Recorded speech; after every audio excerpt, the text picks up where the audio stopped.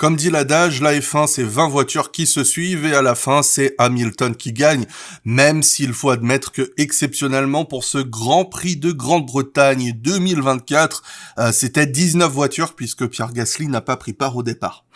Voilà, est-ce qu'il y a vraiment beaucoup de choses supplémentaires à dire sur ce Grand Prix de Grande-Bretagne 2024 ? Bon, on va essayer de faire un effort quand même. Rien de bien intéressant à dire sur les stratégies, on était sur du 2 arrêts avec tout le monde qui a voulu commencer avec du jaune, ça avait l'air bien, et puis après ils ont mis des pneus verts, ça a servi à rien, parce que visiblement ils les ont pas gardés très longtemps. En vrai, j'essaye de rendre chiant un truc qui ne l'était pas. D'habitude, j'essaye de faire l'inverse, donc j'essaye d'équilibrer un peu.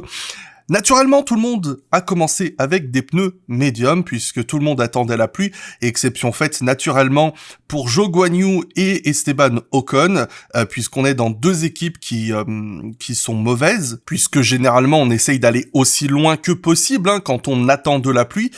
Donc Zhou, il a dû s'arrêter au bout de 12 tours parce que les pneus softs étaient morts, et Ocon a dû s'arrêter à un moment, on priait pour la pluie parce que lui aussi ses softs étaient morts. Donc, et on constatera aussi que Sergio Pérez a fait aussi un peu exception, commençant avec des pneus durs. Alors là, les raisons sont différentes, puisque pour le coup, chez Red Bull, on a une excellente équipe stratégique, mais on a voulu commencer sur des pneus durs pour... alors, ils l'ont pas dit explicitement, c'est moi qui théorise là-dessus, parce que Sergio Pérez, parce que Sergio Pérez, allez, on va pas en dire plus. Et on notera le brillant coup stratégique chez Red Bull d'avoir laissé Verstappen sur des pneus durs jusqu'à la fin de course. On se disait que c'était assez absurde de terminer une course avec des pneus durs, alors qu'il restait seulement 14 tours, mais en réalité Verstappen a pu attaquer très rapidement avec les pneus et ne pas se faire distancer par Norris et Hamilton en pneus tendres, et non seulement il a pu être dans le rythme dès le début, mais du coup profiter de la haute dégradation des pneus tendres pour revenir dangereusement sur Norris et le deux passés, et revenir dangereusement sur Hamilton, et pas le dépasser parce qu'il n'y avait plus assez de tours. Et j'ai passé pas mal de temps à essayer de trouver un bon moyen d'aborder le sujet de la lutte pour la victoire, avec les McLaren qui étaient très performantes lorsqu'il s'est mis à pleuvoir, avec Red Bull en difficulté, mais Verstappen qui a réussi à trouver un rythme assez incroyable en fin de course, justement grâce au passage aux pneus durs, et simplement la lutte dans l'ensemble entre 5 pilotes qui était assez génial à regarder. Mais au final, je me dis qu'on a eu un Grand Prix qui a tellement été bon et tellement été discuté que j'ai peur d'être un peu redondant avec ce qui a déjà été dit sur le pourquoi McLaren n'a pas mis des pneus médiums à Lando Norris alors qu'ils avaient des pneus médiums qui étaient neufs. La réponse, pour ceux qui l'ont raté, elle est toute simple, c'est parce qu'ils se sont viandés. Donc je vais aller directement à l'essentiel, mais pour compenser, je vous propose quand même un petit contenu bonus, à savoir un passage statistique. Déjà, puisque la dernière fois je vous avais promis de parler un petit peu de ce nouvel outil formidable de miniature YouTube, on constate que sur les 3 que j'ai proposés la dernière fois, c'est bel et bien celle qui me semblait la plus putaclic des 3 qui a le mieux marché. Mais on ne va pas non plus tirer de conclusions hâtives, on va attendre de voir ce que va donner celle de cette semaine. Je pense que je me suis fait vraiment plaisir encore une fois, donc voilà, j'espère que ça vous plaira, et j'espère que les résultats me plairont. Et on va aussi parler de statistiques de Grand Prix. Attendez, je reviens, il y a le chat qui est en train de faire une connerie. Oh, il faisait pas une connerie, c'est juste que je lui avais donné de la pâtée pour qu'il me laisse tranquille pendant que j'enregistre, et là il est allé lécher la boîte, c'est un coup à se couper les babines. Tu laisseras ça au montage parce que comme ça fait genre le quota chat et ça fait des vues. Et pour les statistiques que je vous ai aussi proposé rapidement en format de short sur l'Instagram et sur le Techotic, 199 podiums pour Hamilton, 22 pour Norris et 107 pour Verstappen. Verstappen qui passe devant Prost et Alonso en termes de statistiques. George Russell qui égale quelques grands pilotes comme Sergio Pérez ou Daniel Ricciardo. Non, je rigole. Mais il y a quand même de vrais beaux noms comme Tony Brooks, José Julián González ou Jody Scheckter, champion du monde 1979, et on notera également la plus importante de toutes. Alors oui, certains diront 9 victoires sur un même circuit, c'est un record qui détenait à égalité avec Schumacher. On dira 16 saisons avec une victoire minimum, c'est un record également qu'il avait égalité avec Schumacher et qu'il vient de battre, mais la plus importante, c'est quand même, j'espère que vous l'avez remarqué, 104e victoire. Eh les gars, 104 victoires! J'ai envie de dire merci Merci Lewis de l'avoir gagné parce que franchement, de savoir que Hamilton avait 103 victoires et 104 poles, ça me rendait malade. Là au moins, la balance est revenue. Ça fait plaisir. J'espère qu'il ne gagnera plus jamais et ne fera plus jamais de pole position pour le reste de sa vie. Ou alors que s'il fait une pole, qui gagne derrière. Parce que sinon, je vais être pas bien, je vous jure. Promis, un jour, je vais essayer de me faire soigner pour mes troubles obsessionnels compulsifs. Je répétais ce que j'ai dit la dernière fois en Autriche, en Espagne. Oui, bravo Mercedes, vous revenez, c'est génial, bravo à vous. Maintenant, j'ai quand même envie de voir la suite, parce que, encore une fois, Mercedes, ça a toujours été des circuits sur lesquels ils performaient les saisons précédentes et se viandaient sur le reste de la saison. Donc, les pincettes sont toujours là. Le fait est que ce week-end, ils étaient plus proches que jamais de la victoire. C'était encore le cas en 2022-2023. On a énormément commenté de partout sur l'internet le magnifique narratif de Hamilton qui remporte enfin ne serait-ce qu'une dernière victoire pour Mercedes, sa première de l'ère effet de sol 2022. Et naturellement, la première depuis une fin de saison 2021 qui, de mémoire, était assez controversée. Je vais pas me replonger dedans parce que c'était il y a tellement longtemps, je sais plus trop ce qui s'est passé en 2021, mais je sais que ça avait un peu fait parler à l'époque. Mais on a vu du samedi et du dimanche toute l'âme d'un multiple champion du monde, savoir un champion qui peut-être n'a pas le rythme absolu pur sur un tour pour battre un super rapide et talentueux George Russell, même s'il a été exceptionnel dans le second secteur tout le week-end. Et le second secteur, encore une fois, c'est celui avec cet enchaînement de virages magnifiques de l'ancienne version de à peu près tout ce qui reste de la version initiale de Silverstone, avec la sortie à Luffield jusqu'à Copse, Magog, Beckett, Chapel, tout ce second secteur, voilà, dans ces virages vraiment rapides, eh bien, justement, avoir un coup de volant très léger et quand même réussir à être ultra rapide dans cette section, coup de volant très léger, dit donc moins d'impulsion sur les pneumatiques avant et donc moins d'usure, ce qui a été très salvateur en fin de Grand Prix naturellement, et même sur l'ensemble du Grand Prix, puisque on voyait un George Russell qui arrivait à gérer son Grand Prix de la tête de course. Maintenant c'est un grand garçon, il sait faire mener un Grand Prix, mais derrière Hamilton, dès qu'il s'est mis à pleuvoir, et ben là on a senti une différence de rythme. Après, pour être honnête, je ne sais pas à quel point les problèmes que George a rencontrés ont pu impacter son rythme pur, mais le fait est que je l'ai senti plus en difficulté dans les virages, notamment dans le premier secteur, qui est celui où il pleuvait le plus et où c'était le plus piégeur. Et je conclurai simplement en disant que voilà, après on a du Budapest, on a du Spa-Francorchamps, du Zandvoort, du Monza, c'est les derniers vrais circuits du calendrier, enfin... Il y en a 2-3 quand on pense au Kota ou à Interlagos, mais voilà. Profitez-en pour continuer à nous mettre la sauce comme ça avec des grands prix incroyables. On prendra volontiers. Et la meilleure recette pour avoir un Grand Prix incroyable, c'est toujours quand même, dans une ère de domination, d'avoir le numéro 1 du moment dans sa machine et dans son équipe de titans qui se cassent la gueule. Alors, non pas que Verstappen, ni Red Bull, ni l'équipe se soient cassés la gueule, mais on le voit depuis quelques Grands Prix, la performance n'est plus au rendez-vous. Je tiens à rappeler quand même que Red Bull a arrêté de développer sa monoplace de 2024 lors de l'été 2022, donc forcément, ils partent un peu avec un peu de retard. C'est pas vrai. Encore une fois, c'est une blague. C'est peut-être pas drôle, mais voilà, faut pas tout prendre au sérieux ce que je dis. Et ça fait pas du tout sérieux de dire ça dans un format où j'essaye quand même d'être le plus analytique possible. C'est marrant, j'ai dit anal. En tout cas, on peut compter sur Max Verstappen pour faire le maximum, même si le soi-disant meilleur pilote de son temps s'est foutu dehors en qualification, à l'instar d'un Sergio Pérez, le meilleur pilote mexicain de son temps, qui s'est aussi lui enterré dans le gravier, qui n'a pas pu en ressortir, mais bon, pour sa défense, il a donné le volant à Isaac Hadjar en essai libre 1, donc il avait moins de temps de roulage, et Perez, le gars, ça fait que 13 ans qu'il est en Formule 1, Silverstone, tout ça, donc c'est piégeur. Bon, en plus il pleuvait. Vous savez, quand on voit Verstappen faire des erreurs, automatiquement on se dit que n'importe qui peut faire une erreur. Je rappelle que même pendant le Grand Prix, Hamilton est sorti, enfin voilà, donc... Bon, après, le fait est que Pérez était nulle part en rythme de course. Ça n'a pas été aidé naturellement par le fait qu'il démarrait avec des pneus durs, que l'équipe était tellement désespérée qu'ils l'ont foutu en pneus intermédiaires dès qu'il y a eu 3 gouttes de pluie. C'était beaucoup trop tôt. Sergio Pérez, du coup, termine 17e. Mais vraiment, très sincèrement... vous servez pas de ce Grand Prix de Grande-Bretagne pour taper sur Sergio Pérez parce que il y a un moment, faut quand même avoir un minimum de compréhension, ça peut arriver. Par contre, si vous voulez lui tomber dessus, servez-vous de tout le reste de ce qu'il a fait. En tout cas, chez Red Bull, plus sérieusement, c'est compliqué en termes de développement. On est toujours en tête du championnat constructeur, donc on a atteint le stade de la saison où on va avoir encore moins de temps pour développer la voiture. Et je ne pense pas que chez Red Bull, il y a beaucoup plus de nouvelles pièces qui sont attendues, parce que on a démarré la saison tellement fort que je pense qu'on est déjà sur 2025.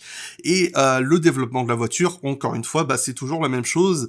On se cale sur un Max Verstappen qui arrive à toujours tirer la quintessence de tout ce qu'on lui donne, et avec une Red Bull qui doit du coup s'adapter avec un avant très instable, et à côté on a des pilotes qui se cassent la gueule. Je parlerai plus tard du possible remplacement en cours de saison et toutes les rumeurs de remplacement de Pérez qui peuvent être avérées suite à quelques documents qui auraient accidentellement leaké. Oups, Jos Verstappen. Encore des trucs qui leak chez Red Bull, c'est dommage. Mon seul regret, c'est que le contrat de Pérez, lui, je l'ai pas reçu dans mon Google Drive. Donc si jamais, il y a un copain journaleux ou quoi qui l'a entre les doigts, je prends. Merci, bisous. Chez McLaren, on peut parler naturellement de la culture de la victoire qui est encore manquante à l'équipe, à savoir qu'on a une voiture qui est la plus complète à l'heure actuelle. On a un duo de pilotes qui est très très fort, très certainement pour moi dans les 3 meilleurs, avec celui de Mercedes et celui de Ferrari. Mais chez McLaren, on a tout ce qu'il faut pour gagner, mais il manque encore un peu de coordination, peut-être de sang-froid pour prendre les bonnes décisions au bon moment, puisqu'on a eu un mauvais appel stratégique en fin de course, on a eu un mauvais appel stratégique pendant le Grand Prix. Théoriquement, beaucoup d'équipes le disent, McLaren eux-mêmes le disent, c'était un doublé qui était tout à fait prenable ce week-end, et on termine 3e et 4e. Alors pourquoi on l'a perdu? Parce que du côté de Lando Norris, il y a eu un arrêt qui est arrivé trop tard, il y a eu Lando Norris qui s'est mal arrêté au stand, ce qui a coûté 2 précieuses secondes, et il y a le stand qui lui a chaussé des pneus tendres usés au lieu de lui donner son train de pneus médium neuf qui lui restait. Et on a perdu l'autre voiture parce que on n'a pas voulu arrêter Norris et Piastri en même temps, contrairement à Mercedes qui l'a fait et qui a brillamment exécuté ce double arrêt. Chez McLaren, est-ce qu'on n'avait pas la confiance? Est-ce qu'on s'est dit faut tenter le truc? Je sais pas, mais c'était idiot parce que Oscar Piastri faisait une course remarquable. Son dépassement à l'extérieur de George Russell à Village était génial. Simplement 6 ans. Moi, je vais être honnête, Oscar Piastri, je lui reconnais énormément de qualité, beaucoup de sang-froid, et c'est quelque chose que j'apprécie énormément, mais je ne m'attendais pas à ce qu'il arrive à faire fonctionner un dépassement à l'extérieur sur piste mouillée sur George Russell, qui est un pilote qui, on le sait défendre fermement ses positions, surtout quand on est dans des conditions comme ça.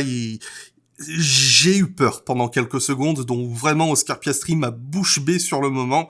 Il avait un excellent rythme, à l'instar de Lando Norris sur ce moment-là. Donc les deux pilotes ont ce qu'ils font, McLaren a ce qu'il faut, et ils ont une excellente équipe qui est sous la coupe d'Andrea Stella, qui est un ingénieur qui a gagné énormément avec Ferrari, quelqu'un qui est très talentueux. Ils ont toutes les cartes en main. Maintenant, il faut qu'on arrive à garder son sang-froid, arrêter de pleurnicher et qu'on se concentre avec beaucoup plus de sang-froid, parce que j'ai l'impression de voir une équipe McLaren qui est encore trop juvénile de cette restructure qui était nécessaire depuis les 12-13 dernières années. Bon sang, ça remonte à loin, McLaren qui joue des victoires à la régulière, et ça se sent. Alors qu'on parle d'un Carlos Sainz capricieux pour avoir un contrat d'1 an chez Mercedes pour remplacer Hamilton, qu'on parle d'un Kimi Antonelli peut-être pas assez mûr pour être promu, je n'arrive pas à concevoir que chez Mercedes on n'ait toujours pas réussi, ne serait-ce envisager de mettre la main sur Nico Hülkenberg, bon sang Nico, mais mon Nico, mais quel pilote incroyable qui aurait tant mérité sa chance dans un top team tout au long de sa carrière et qui continue de le démontrer. Lui aussi, on l'oublie, mais avec Hamilton et Alonso, c'est un des petits papis du peloton et il a toujours été là depuis son retour chez Haas et rarement décevant. Donc là, double 6e place consécutive avec, on le sait, la Haas fonctionne parfaitement. Ils sont ravis de leurs évolutions qu'ils ont depuis 2-3 Grands Prix, mais le fait est que on est dans un peloton qui est très compétitif et c'est quelque chose qu'il faut garder à l'esprit. Donc ce n'est pas parce qu'on a une voiture qui est théoriquement la 4e, 5e ou 6e force que les points sont dus. On le voit avec Kevin Magnussen qui est au demeurant un très bon pilote également, même s'il peut nous le faire oublier des fois, faut l'admettre, qui en qualification, plus d'une fois se viande en Q1, qui en course fait un très bon boulot mais termine un lointain 12e, alors que Hülkenberg par 6e termine 6e. Le rythme de course, on le voit entre les deux, est globalement assez proche. Hülkenberg, j'espère sincèrement que chez Sauber, ils vont lui donner les outils qu'il mérite les saisons suivantes, parce que là, avec ce qu'il fait, pour moi, il mériterait d'être encore en tête de liste du marché des transferts. Bon, il a signé trop vite, je sais pas, l'avenir nous le dira.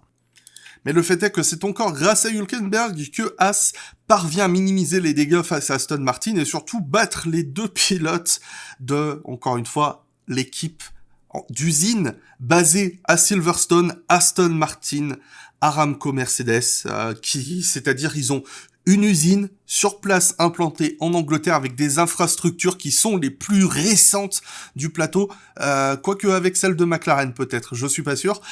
Ils ont un motoriste qui s'est considérablement réveillé, ils ont un pétrolier derrière eux qui est inclus dans le nom constructeur, c'est pas juste un sponsor titre, Aramco est vraiment impliqué dans l'équipe Aston Martin et ils terminent derrière des Haas qui sont une équipe qui sont même pas une vraie équipe, encore une fois, vraiment on est sur des garagistes qui construisent pas leur voiture, ils sont planqués dans le garage de Maranello pour développer leur Haas et ils arrivent à terminer devant les Aston Martin une nouvelle fois. Je suis obligé de le souligner parce que je trouve ça totalement absurde. Pourtant, on a Lance Stroll et Fernando Alonso qui, je pense, ont vraiment extrait le meilleur de ce qui était possible dans la voiture ce week-end, avec des améliorations qui semblaient fonctionner ce week-end, mais être ravi d'une 7e et d'une 8e place au drapeau à damier, il n'y a pas de quoi sauter au plafond quand on voit ce dont l'équipe est capable en termes de ressources et simplement en termes de performance il y a encore seulement un an. Et pourtant, Fernando Alonso avait le rythme pour aller chercher Nico Hülkenberg. Après avoir dépassé son coéquipier dans le premier relais, il était plus rapide et aurait pu, s'il avait suivi un petit peu tout le monde, ressortir devant Hülkenberg ou du moins aller le chasser en fin de course. Mais il a perdu pas mal de secondes finalement en restant en piste alors que tout le monde s'est arrêté et ça l'a fait retomber derrière Lance Stroll et on a figé les positions en fin de Grand Prix puisqu'il y avait plus grand chose à aller chercher. C'est un peu dommage d'avoir gâché la position comme ça, mais je comprends que quand on est Fernando Alonso et qu'on a 73 ans, on en a un petit peu marre de se contenter des 7-8e places et on a envie de faire des paris de fou pour aller chercher une 5e. Je le comprends. Un des héros oubliés de ce week-end à Silverstone, en tout cas c'est une impression pour moi, c'est Alexander Albon qui termine 9e.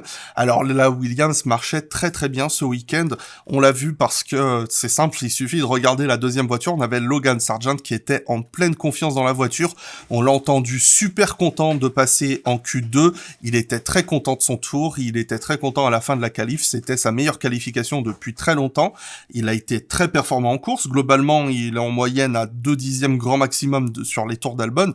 Donc vraiment, quand on voit un Logan Sargent en totale perte de confiance qui est à l'aise dans la voiture, souriant et qui arrive à être incisif, à faire de belles choses, surtout que les deux Williams se sont percutés au premier virage, pas la faute des pilotes, incident de départ, mais on comprend que la voiture marchait très bien, mais Albon, encore une fois, comme je le disais avec Hülkenberg, il faut aller chercher ce petit plus pour aller chercher les petits points pour cette équipe. Et c'est très très important puisque ça permet à Williams de revenir pas loin derrière Alpine. Je sais pas quoi en penser, je vais pas commenter. Carlos Sainz a admis que selon lui, c'était un de ses meilleurs week-ends depuis qu'il est chez Ferrari.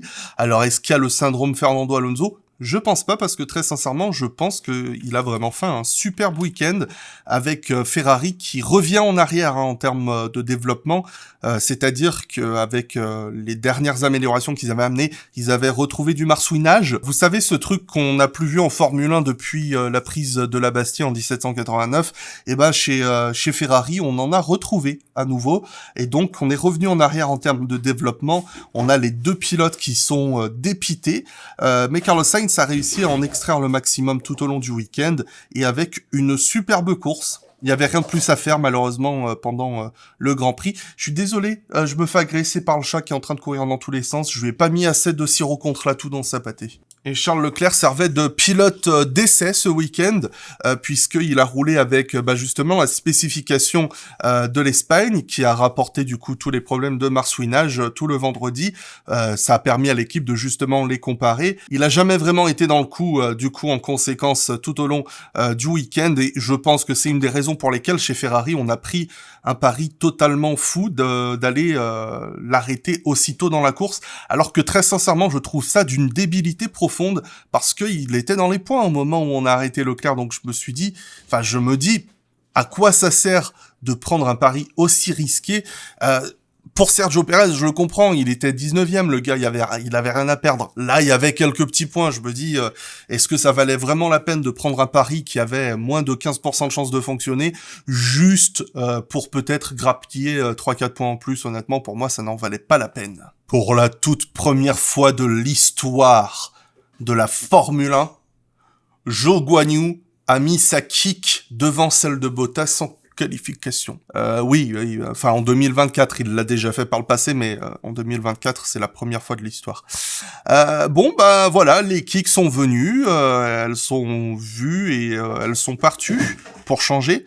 On rappelle qu'on est dans une équipe qui n'apporte aucune amélioration, avec 2 pilotes qui savent qu'ils partiront en fin de saison et qui ont pas spécialement envie de rester non plus. Donc voilà, je pense que on va faire un service à tout le monde en passant à la suite. Et vous savez quoi, puisqu'on est dans les trucs dont on ne parlera pas, eh bien nous ne parlerons pas également de BWT Alpine F1 Team, parce que la seule chose qu'il y avait à dire sur Alpine, ça s'est dit pendant la stratégie, et Pierre Gasly est passé, je crois qu'il avait un casque spécial parce qu'il supporte une équipe de foot. Bon voilà. Mais au moins ils avaient Jeremy Clarkson dans leur hospitalité, donc ça fait un truc de positif chez Alpine ce week-end. Et je vais conclure en parlant des RB, parce que Yuki Tsunoda également vient chercher le dernier petit point avec un bon week-end de sa part. Je pense que la voiture était vraiment en difficulté. C'est le cas depuis qu'ils ont ramené des améliorations, même si on n'était pas mécontent en Autriche, mais là l'Espagne et maintenant Silverstone, ça marche pas vraiment chez RB, du moins pas comme on l'attendait. Tsunoda, je pense qu'il a extrait le maximum de ce qu'il pouvait, et ça s'est senti, puisqu'en face on avait un Daniel Ricciardo qui pourtant est dans une phase, dans une dynamique assez positive, qui était assez perdu en comparaison, loin en qualification, loin en rythme de course. Là ça se voit de manière assez dramatique sur ces petits diagrammes, encore une fois, merci au Formule Blabla Team Ideal Generator 2000 by Strigoon, qui nous permet de bien nous rendre compte de ces visuels. Voilà. Pour plus d'actualités sur la Formule 1, n'hésitez pas à soit mettre en favori, ou je sais pas comment ça s'appelle, la playlist Blabla F1 sur la chaîne YouTube, ou simplement à vous abonner à Blabla F1 VOD, qui est la chaîne sur laquelle je mets toutes les rediffusions et des extraits de live dans lesquels je commente l'actualité en donnant un avis particulièrement pertinent parce que c'est le mien. Voilà. Et n'hésitez pas à venir voir aussi Nerdringer, qui est une 3e personnalité de moi qui fait des lives notamment le mardi dans la gang du mardi avec quelques personnes détestables comme Michael Duforest. Ah, j'aime pas Michael Duforest. N'hésitez pas à venir parce que ça me fera des vues. Allez, merci la Formule 1 de nous avoir donné quelque chose qu'on méritait sincèrement après des années de souffrance quand même devant les Grands Prix. Ça fait plaisir, il y a eu une belle histoire, il y a eu un beau Grand Prix. On peut avoir ça encore au moins jusqu'à septembre-octobre, on sera content. Bon, j'en demande beaucoup, c'est pas grave. Merci, des bisous. Ah, c'est pas pour toi le chat, je ne t'appelle pas.